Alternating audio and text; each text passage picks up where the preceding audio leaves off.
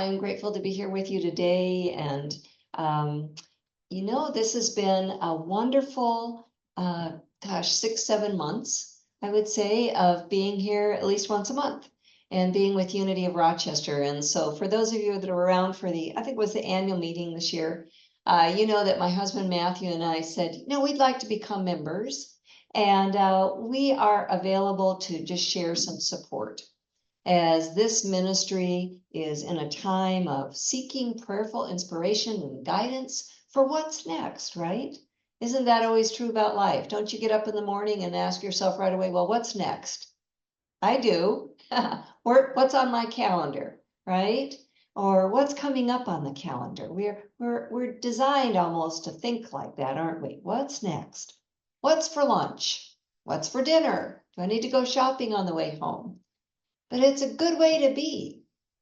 And we often say, be in the now, be in the now, be in the now. But I can tell you that being in the now is also this way of being, which is what's next, being prepared for being present next with whatever is next. So Matthew and I are getting ready to go on a big trip, and we're very excited about that.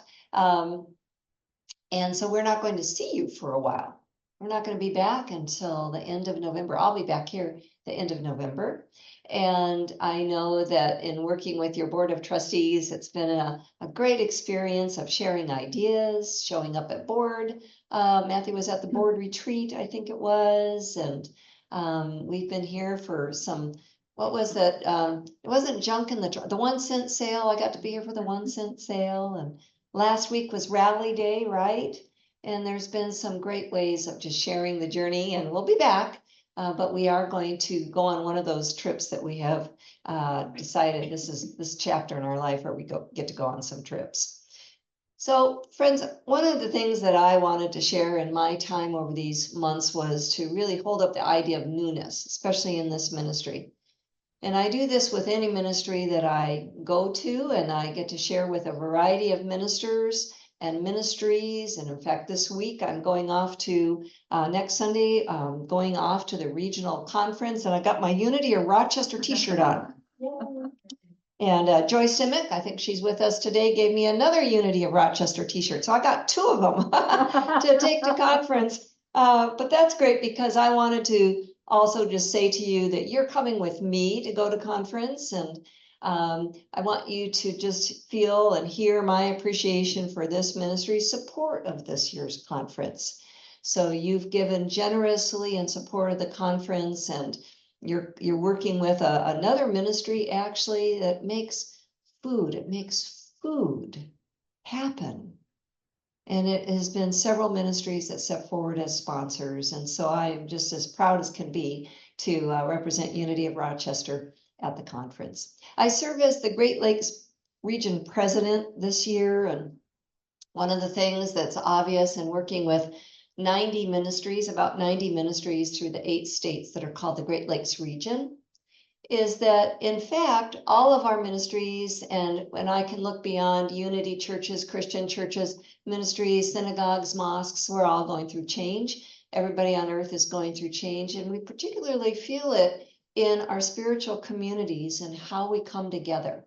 So for instance, in the early morning study group, Betsy was there with me this morning, and a man, Mark, who's been riding his bicycle past this church for, what did he say, 30-something years? He's been showing up at the early morning study group. So some of you don't even know him, but this ministry is serving in a variety of ways.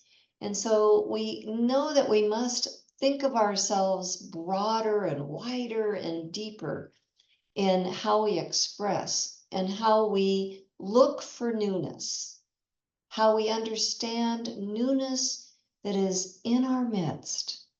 And this is true for us individually, that if we only see ourselves as we understood ourselves to be yesterday, we might miss the way that God is working in our life today. And it's so imperative that we see with the eyes of spirit. The great teacher Jesus, who really demonstrated the Christ consciousness for living, was constantly saying, for those that have ears, let them hear. What does that mean? Most everybody around us has ears, But we got to have ears for that spiritual awareness and eyes for the spiritual awareness.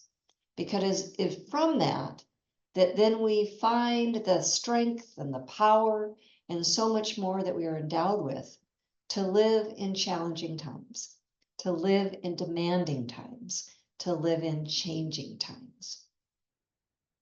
This week, I had the chance to participate, wasn't really participating in a verbal way, which I'm known for, but I was a listening ear at the Tri-Abrahamic Dialogue on Climate.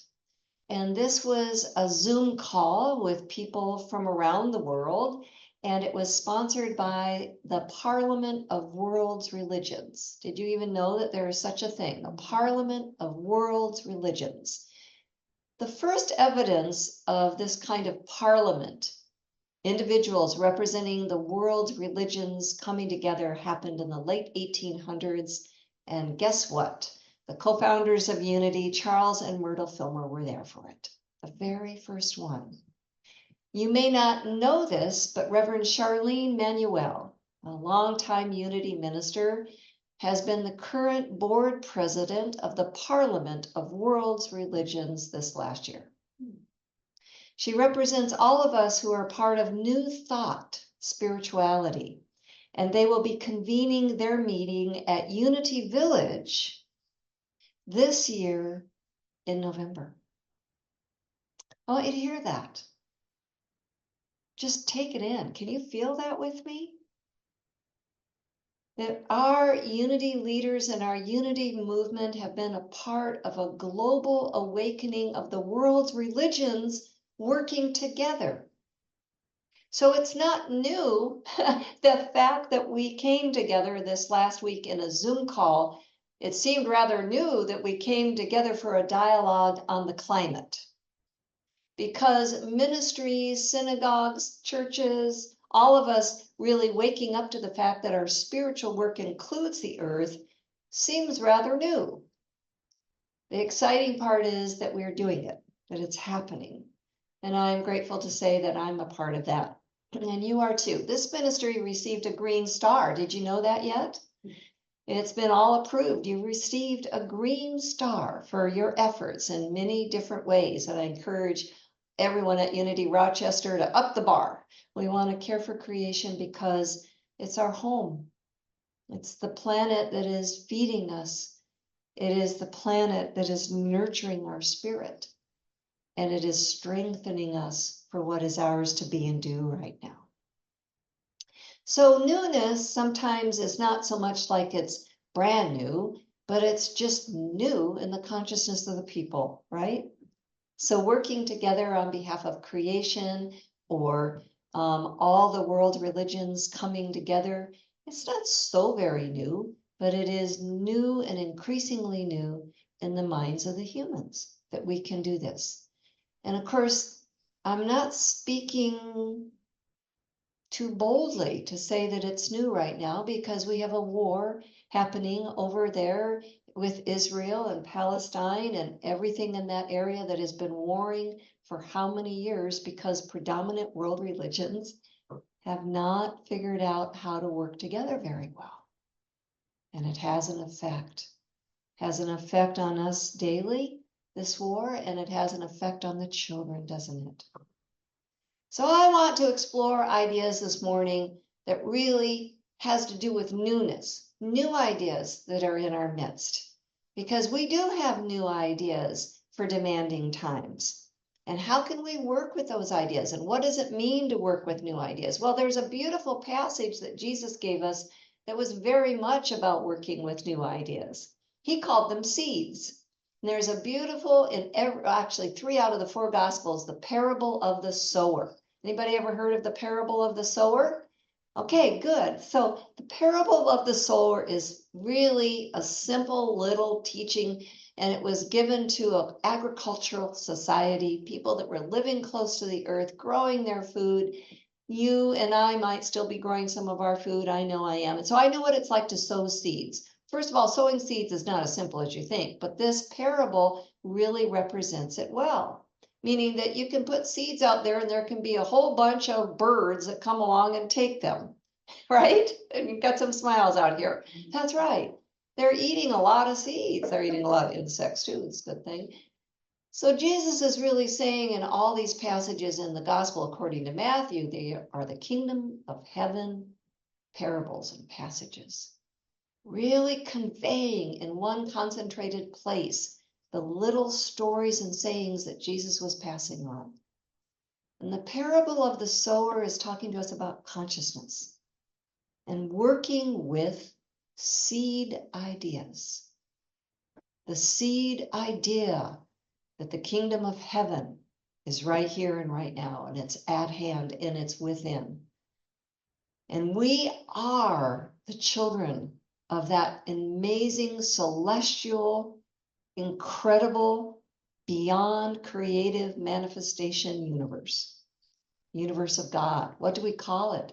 What can we call it? We're just so used to using human terms. But that the wholeness of Godness is here and it is working through us. And friends, it's working in our consciousness. It's our consciousness. And the idea of it is like a seed and it's powerful and it can revolutionize our lives. I heard about that happening in somebody's life in our morning group this morning at 10 a.m.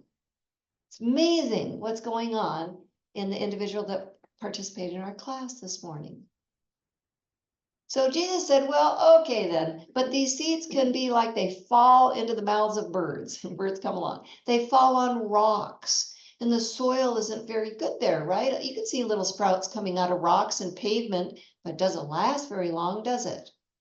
And then it can be like the seeds are cast over in brambles and thorns, and they might get a start and then they get all choked. But seeds can fall in fertile ground too. There's hope. That's what I'm saying to you. There's hope. There's some fertile ground also. So to do the work in consciousness is to know that we've got these divine ideas. But what if you've got a great idea?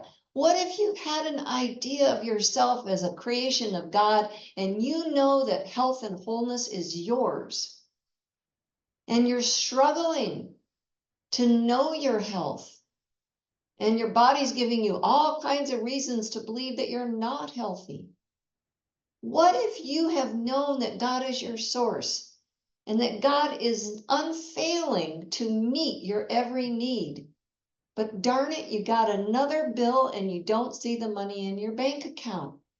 And you've prayed about it and you've known the truth and you've affirmed the truth and you've come to classes and you're still struggling to figure out how to pay that bill. You see, sometimes we have an experience that we really think is failure. We think of ourselves as having a failure experience or a success experience with God. And what I want to share today is that if we are really going to understand newness and the potency of divine ideas that are here with us, we've got to understand more what that little parable might be saying to us now. For instance, what's not included in that little parable that I just shared with you about seeds? Okay, seeds can be eaten by birds, they can fall on rocks, they can be in brambles, they can be in fertile soil. But what else is going on for seeds? Even if they made it to some fertile soil in our consciousness or in my garden at home, what else is required for seeds? Come on, I know you know. What else is required for seeds? Water. Water. What else? Sun. Light. What else? Dark. Gotta have dark too, usually, right? Okay. And water and sun, and you put all of these things together, it's called weather. Weather is not mentioned in this parable. Climate is not mentioned in this parable. And I want us to hear that, because if we were farmers and if we were sitting there when Jesus was sharing these parables, we would have been asking things like this. We would have been talking about what's missing. What was he doing that was provoking them to think in larger ways? Because the kingdom of heaven consciousness isn't just for some, it's for all. And even though they were a people that had beautiful ideas, Jesus was also noticing that there were certain people that were being ostracized and oppressed and were being stoned, right? And we in our societies can see these same things too. We got beautiful ideas, spiritual ideas, but we're still hurting each other. Do we roll over and say, well, we failed? No. Do our ministries in this region roll over and say, well, we failed because we haven't paid our bills? No. Do we roll over because, I don't know, we don't see the number of people on Sunday that we used to? No, we don't. But we must work in a form that has got integrity. And it isn't from the past, it's in the now. It's the fresh ideas in now. And we have to understand seasons. Thich Nhat Hanh, a Buddhist teacher that lived on the planet for a number of years and came out of his monastery in the Vietnam War. And he came out of his monastery and he practiced what he later called engaged Buddhism. You cannot keep these spiritual ideas in the people in their monasteries. They must come out where wars are happening, where challenges are happening. And our churches now are coming out in more and more ways. They're in online environments, which Donna, love you, bless you, but she didn't know about these online environments. But you, the leaders of today here at Unity Rochester, must. And the ministries across our region must. Thich Nhat Hanh said something very beautiful in one of his books called Mindfulness. And he said, if you feel that you have failed in any way, failed with your health, failed with a project, failed with your ministry, failed with your finances, failed with your kids, failed with your families, failed to be positive enough. How many of us measure ourselves by how positive we are? You know what? There's a lot of us in our society right now that are not feeling real chipper and they're not feeling real positive. And we want to embrace each other with compassion. Thich Nhat Hanh said, look at what else is going on. Because successes or failures are always in the context of a whole climate, almost like a weather system. Did we make each other wrong during the Great Depression if we didn't have enough money to feed ourselves? Probably not, because was ubiquitous. Most everybody was challenged to feed their families. So when we make people wrong today because they are homeless and they are not able to put food on their table because they don't have an ID, because they don't have an address, and you got to have an address to have an ID, and you got to have an ID in order to get a job, and you got to have a job. You know, the cyclical nature of what we've created in our systems that are breaking down right now are so imperative for us to understand that we are in a climate and a time of change. And that we can bring compassion to each other, and we can bring kindness to each other. And we can understand that what's going on for each and every one of us is in a climate and in a weather system that is far greater than just one person's making. It's our interdependent relationships. Newness is being born in this.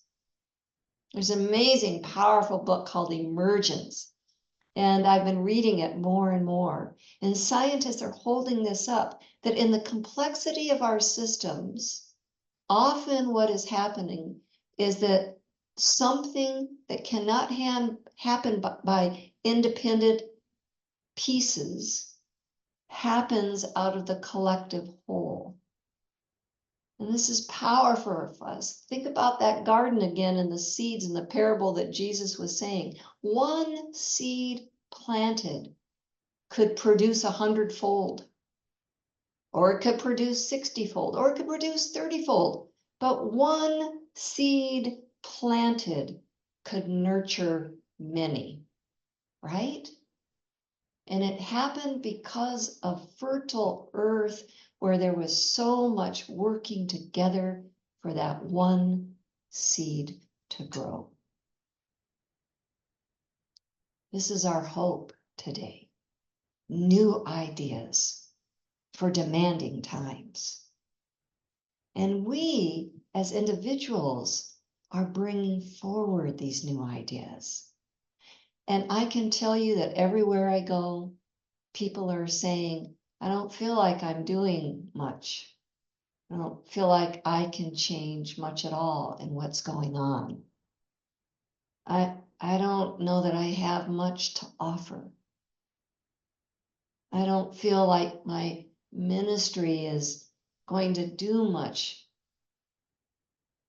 But imagine with me again, one seed, one idea of kindness. Going to the grocery store, going to the library, going to a potluck today, going to the board meetings, going into a business. One seed idea. Hey, can we all work together so that we can find new ways to reduce the amount of trash that goes out there every? And that one idea may meet resistance, right? That happens. But imagine the one idea planted begins to grow in one other person and one other person, in one family system. You know, friends, there are so many examples for us today to really realize that newness is in our midst, but the block and the obstacle is that we keep expecting it to look how it was. I heard a great little story recently. It was a story of a child who was given a rotary phone. You know what I mean by a rotary phone? I'm talking to people that know what rotary phones are. I hope the online folks know them. You do too, I'm sure of it. Rotary phones, remember those? So a little child was shown a rotary phone recently, and that child looked at that phone, and the parent said, all right, so I want you to learn how to dial 911. Very important thing for a child to know, right? 911. And so the child can see the numbers on the phone and goes and pushes the number and pushes the number, doesn't hear any sounds, keeps pushing and pushing these numbers, but nothing's happening. Nothing's happening. And you know why, don't you? Because a rotary phone, what do you do with a rotary phone if you want to dial a number? You dial it. You turn it. You put your finger in and you move that round object that makes the number click in, right? Can you almost hear the sound of it? Those of us that grew up with rotary phones. And that's how the child knew that nothing was happening, was there wasn't the sound that the child was familiar hearing on a touch phone. I just thought this is just the greatest example. It's just so perfect. Because we in our lives have been trained and conditioned in lots of ways. My friend, dear friend, longtime Unity minister, Jim Rosemergy said, you know, if you're not growing, you're dying. He just put it out there right like that. He's been in ministry. He was a pioneer ministry. Matthew and I were pioneer ministries. You know, when you've invested everything, when you put everything on the line, you're looking for growth. You're looking to see where there is growth in your life. Why? Because if there's no growth, you're dying. The universe does not stand still. Have you ever noticed that? It's not static. It just keeps right on moving. And in our ministries in our life, there's no going backwards. There's no staying the same. Look in the mirror. I'm telling you, it looks so different every single day I look in the mirror lately. So you know this. So we must move forward. We must grow. How can you grow? Jesus was asked these questions. How can you be born anew? If you already come out of your mother's body, you can't go back into your mom's body and be born all. People just challenged him with some of his examples. And I hope I'm challenging you with some examples, because there is a newness for you and a newness for me. When we walk out of here today, it's already guaranteed. The divine idea, the seed in consciousness is already there. And this is what we also must learn from this parable, that it's a work in consciousness. It's at work there. The seeds are already provided. They're working within us. And we are creating the fertile soil by a willingness for newness. Now, I know most people will have some pushback about newness. I've been working on my kitchen for a while now. I want you to know that I keep going to the old cupboard for the pots and pans. They're just not there. They're not there. They're not there. And I'm not moving them back. They're in the new cupboard. And I like the new cupboard. And I put that new cupboard there for a reason, because I don't have to crawl down on my hands and knees in the old cupboard. It was like a dungeon. But almost every day I go to the old cupboard for pots and pans. It will require a willingness to get up. We're only as happy as we choose to be. I believe that was Abraham Lincoln that said that. We're only as happy as we're willing to be.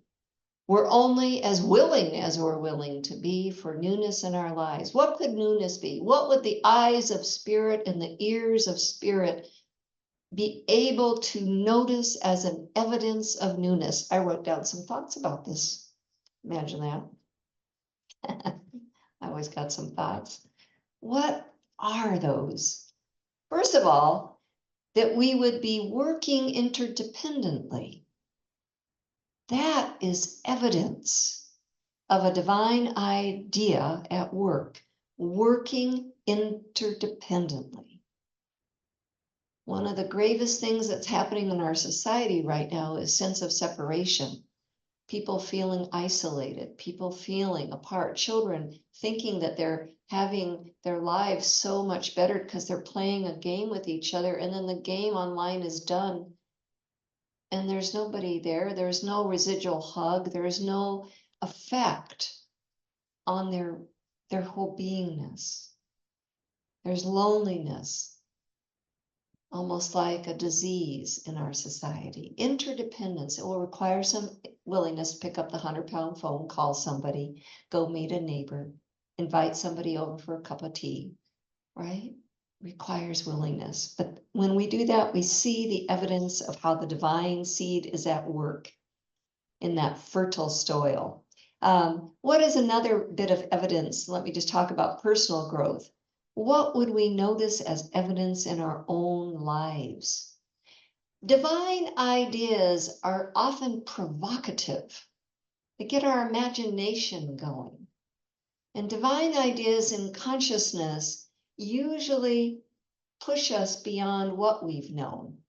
So somebody might say, well, I really have this idea of going to see my family and they're in another state, but I don't have the finances for it. I'm not sure how I would get there. I don't want to drive, all the weeds come in, right? But interdependence, stay with that. How can I work with others to realize this idea? I heard another story once. This is a real story. A woman whose husband had passed on, and she was living on her Social Security, and she might have had a little pension. And it came time for her to retire, or she had to leave her job for some reason. And what she really wanted to do with her life is she wanted to go work in like a nature facility, go into one of our parks and work with animals and trees and plants. Sounds like my alter ego. But she knew it wouldn't fly financially. She was going to have to get some other kind of dedicated job, and she couldn't just go volunteer at the nature center. But anyway, she was with a group of ladies, and she happened to mention this, and the lady next to her said, were you married to your husband for 10 years or longer? Yeah. why don't you find out? You probably qualify for his Social Security. And she went and checked that out, and sure enough, she did. And the difference in that steady, dedicated income coming into her bank account was exactly what was necessary for her to go live that dream and go over to a nature center and be a volunteer and so much more. But it happened interdependently. So we share our ideas with others. You hear that? How many of you do that? Share your ideas with others, because then now we're working in an interdependent soil, right? And if we've been stuck in the brambles, oh, we can get out into some area that maybe somebody else is there with us and they're not stuck in the brambles. And now ideas are floating. This is happening in our region right now. One of our ministers said, over in Canada, every ministry that donates gets 50% of their donations back to send people to conference. I thought, what an idea. Partnership relationships. The board of trustees I served with approved a hybrid idea of that as a beginner. And we rolled it out, and we now have more people coming to our conference than have been in the last 5 years. That happened because of sharing ideas. Ministries such as this are sharing ideas. I want you to know they're getting into Zoom calls, meeting with each other. How are you doing your finances today? How are you getting your admin done today? What are you doing about the fact that, you don't seem to be able to get the word out? You've tried everything. Ministries are sharing with each other ideas and coming up with new ways of creating ministry. Our Unity Worldwide Ministries, let me finish with this, is also in the process of newness right now. And it's not really a new idea. As I said, some ideas have been there all along, but it's new in the minds of the people today. And that is that the two organizations that have served us, obviously Unity Village with Silent Unity and the publishing ministry of all those amazing, booklets and more, one organization. The other organization that we called Unity Worldwide Ministries, educating our leaders, providing educational materials, wonderful. But we have been in conversation now for over a year, and we are making dedicated progress. And I've heard longtime ministers say, I have not heard us do this conversation the 2 other times with such a level of interaction. So many people sharing. And there will be a vote in November to bring the 2 organizations together legally. Wow. How would that make a difference to you and I? For you and I can just mention myself, to see the way we're talking with each other, to hear the hopes and dreams, to hear the way that we deal with challenges, is a maturity that I have not seen in our organizations until now. And I've been ministering for almost 40 years. And I believe that that's true for this ministry. The maturity to meet the challenges and to realize the newness. I've been holding this up with all of you for a lot of months now, and I continue to encourage you with the ideas that are happening, but to be in the new form, to be in a form that maybe is unfamiliar to you. And you may want to refer to the old form, almost like the rotary phone. You might want to do it. Just ask yourself, is there a new idea? And when we leave here today, as we go forward, when we ask ourselves if there is a way for greater peace and greater contentment, because the eyes of spirit know the evidence of spirit. It is peace, serenity, contentment, possibility. It is the awareness that with God, all things are possible. And it is interdependent. So we reach to each other, reach to the prayer ministry, we go forward together, and we know that all things are possible. I believe we're going to sing our Lord's Prayer. Is that next? Yes. we're gonna sing our Lord's Prayer. We're gonna bring a new consciousness to the Lord's Prayer.